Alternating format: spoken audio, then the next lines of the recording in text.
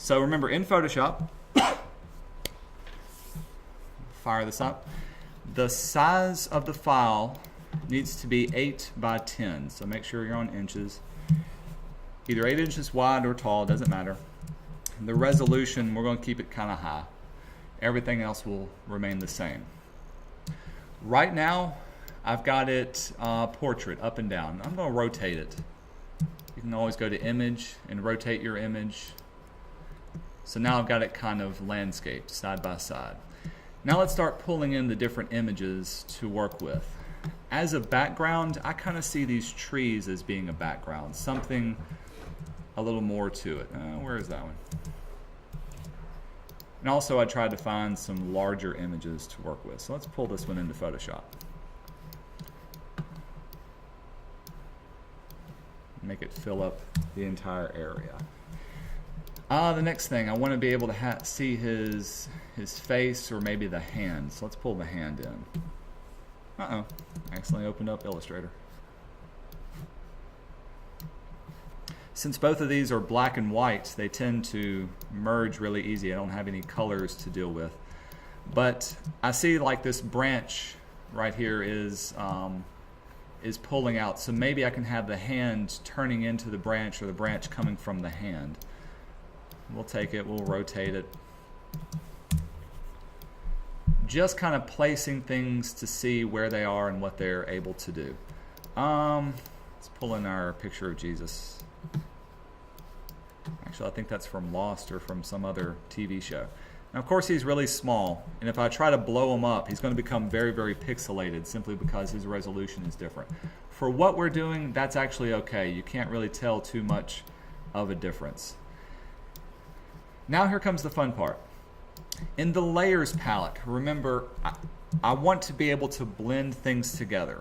If I just put on here a bunch of pictures, there's a picture of him here, here's a hand, and here's a background, it doesn't work out very well.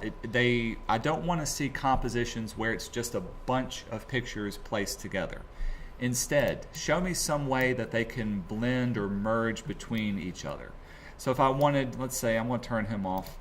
If I wanted this hand to blend in with the background, well, if I change its blending mode from normal to multiply, it's going to get rid of all of the white area, and very easily I can have it, now it's kind of ghosting itself off into the background. That's a really cool, unique, striking type thing. I can even make it a little bit bigger. Maybe it would reach all the way across this particular area.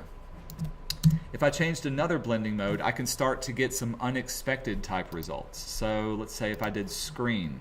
That's getting rid of all the black areas. Ooh, check this out. I can completely white out the tree and get this tree in from there.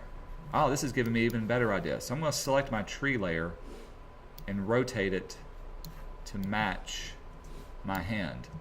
This was one of those effects that I showed you. So now I'm getting this kind of composition. I kind of like that. Maybe I even want to rotate this back to a vertical. What do you think? That or that? I kind of like that. Alright, so now I've got this kind of thing going on. Let's see if I can add my person into here somehow. Knowing about composition, I can either have him down here at the bottom. Of course, then I've got a hand reaching out probably from his head. I could easily overlay it at the top. Again, changing my blending mode to something like overlay. Can't really see him too well. Here's another kind of trick.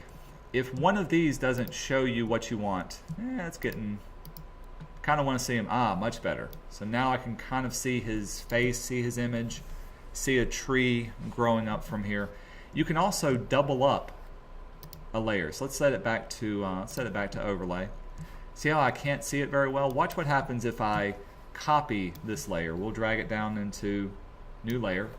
So now I've got a copy on top of both of these, and both of these are set to overlay. Now I can see it a whole lot better.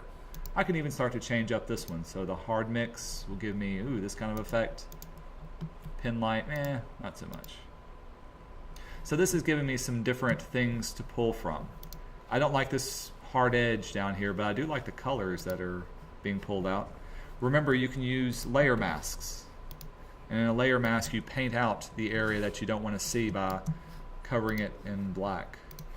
So maybe I'll make these transitions from one to the other, pulling from here. If I wanted to add more color to what I'm working with, say I wanted to recolorize the entire thing, remember you have your adjustment layers.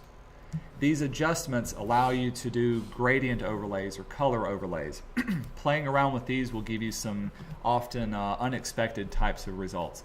What I like to do is I like to add a gradient map either on top of the entire thing or over one particular area. Let me pull out my properties so we can see it. So let's say I changed my gradient map to something like this. Now I've got a full color image that everything is working really well with each other. And I can change these up, get some different type of things. That's kind of cool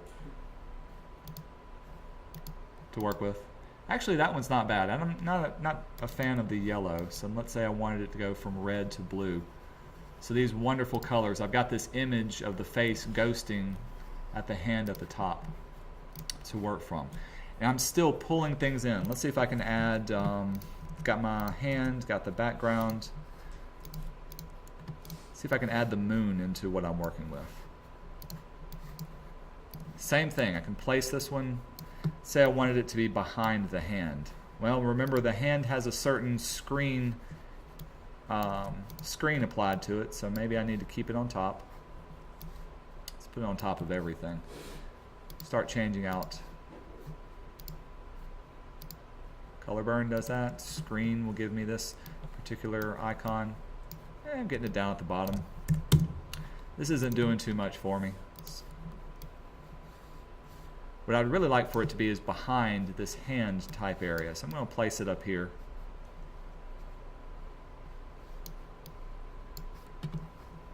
Maybe I'll do a selection of the hand area. Choose my magic wand, turn on continuous, just select that white. Now when I make a selection, I want to inverse that. Kind of got the moon going on behind it. Get rid of this black area. The funny thing is, I don't know what I'm expecting. I think the moon's a little too stark. We'll drop the opacity of it. If I wanted to change the color of the moon, let's go back to maybe a color overlay or a photo filter to work with. This way I can give it a little bit, maybe even a red or a bluish overcast specifically to the moon. We'll turn on the luminosity. So now I'm getting something else pulling along with it. Let's keep going. Maybe some more of these trees in the background.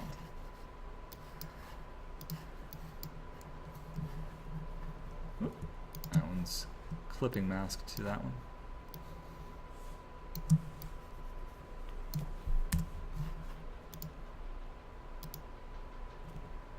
Color burn gives me this great little extra overlay. I want to see it on the white areas.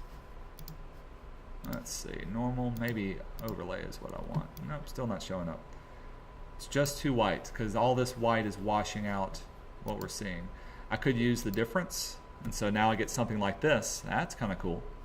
Again, very, very unexpected. It's changing up the colors, it's changing up everything that I'm working with. Oh, that would be an awesome type background, even better than the moon that I have. Say I wanted to do a selection of just the hand. Apply the mask to that. So now my hand is showing through even this particular background. I could add a drop shadow to it to give me more of a different effect. Let's see what happens. Try an inner shadow. Inner glow. So now the hand will stand out a little bit more, giving a little more contrast. I'm playing around with things. I'm adding layer styles. I'm adding blending modes. I'm adding layer effects. I'm getting something that I had no earthly idea what I started from. This is what you're going to do. You may have a great idea, general idea. I knew I wanted the trees and the hand to blend together, but I didn't know where the face would go. I didn't know what the background would look like. Now that I start to play around with it, playing around with colors, with the lighting and everything, I'm getting a better sense and a better idea of what to work with. Let's add a gradient map to just to this one. See if I can change the color of the background. That's kind of cool. Let's go back to the red. Oh. So now I'm getting into the psychedelic type realm to work with. That's pretty cool in itself. What happens if I change this overlay? You can see in less than 10 minutes I've got a composition. This could be just one composition. I can take this then and start to develop it out even further. Maybe I didn't like the hand, and so I can change the hand around to be something else. Hey, there's a composition in itself. All I did was turn off one layer. Now I can move the hand around, and it's giving me something completely different. Say if I got rid of the hand, this is what it would look like. That's kind of cool in itself. Very, very just conceptual. So I've got one image blending into the other as well. This is what they're looking for. As long as it's fitting the mood, and remember the mood of my poem was very, very bleak, very dark. You know, I'm wanting to get this idea of feeling perplexed, feeling distressed, feeling danger of the sword, that type of thing. But I'm also wanting to pick up the visual images of the moon, the hanging on a tree, a crown of thorns. Hey, I didn't even put my thorns into here. Let's pull this one in to Photoshop. So I've got this image of thorns that I can place on top of here. Let's see what happens if I change its blending mode. I can't see multiply. Can't really see color burn. But I'm adding thorns somehow into this to work with it. Hey, here's a difference of that. And it's creating this composition. I'm giving you the freedom to express yourself in any way, and all you're doing is overlaying one image on top of the other. It's more than just here's one image, here's another. It's how are they interacting with each other. Changing up your layer adjustments, changing up blending modes, painting out certain areas so that only certain things can see. Notice that the hand shape is only on top of this moon, so that's why you're able to see that particular hand on top of the moon's area. Let's bring up the opacity of it. Maybe you can see it even more now. But this is what I'm going for your compositions. Play around with anything and everything. Don't just try to make it literal. Let it be a concept that you can pull from. Any questions? Kind of give you an idea what to do? All right, I'll stop recording.